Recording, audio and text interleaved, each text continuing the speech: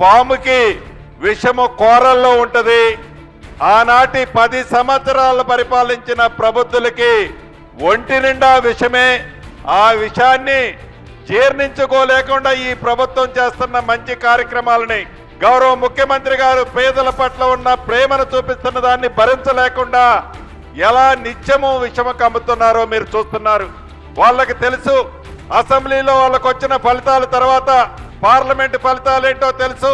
By election లో అది cantonment కానీ, మొన్న జరిగిన జూబ్లీహిల్స్ ఎలక్షన్స్ లో కూడా తెలుసు, గ్రామ పంచాయతీల్లో తెలుసు.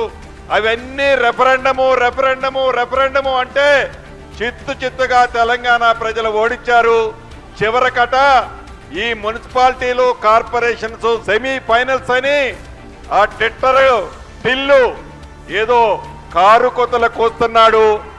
మూడింటికి ఎలా అయితే చెంప చెల్లుమనేటట్టు తీర్పు వచ్చిందో, రేపు జరగబోయే మున్సిపాలిటీ కార్పొరేషన్ ఎన్నికల్లో కూడా ఈ ఉమ్మడి ఖమ్మం జిల్లాలోని 7 మున్సిపాలిటీలు, ఒక కార్పొరేషనే కాకుండా రాష్ట్రంలో జరిగే మున్సిపాలిటీలు, కార్పొరేషన్లు అన్నిట్లో మన కాంగ్రెస్ కుటుంబ సభ్యులు, అనుబంధ సంఘాలు, మిత్రులు అందరూ కష్టపడి అత్యధిక ఓట్ల మెజార్టీతో మరొక్కసారి డిపాజిట్ గల్లంతయ్యే విధంగా మీరందరూ కష్టపడాలని, మీతో పాటు ఈనాడు మిమ్మల్ని కూడా ఒక ప్రజాప్రతినిధుల స్థానంలో కూర్చోబెట్టలే దాంట్లో మేమందరం కూడా కష్టపడతామని ఈ వేదిక ద్వారా మీ అందరికీ తెలియజేస్తూ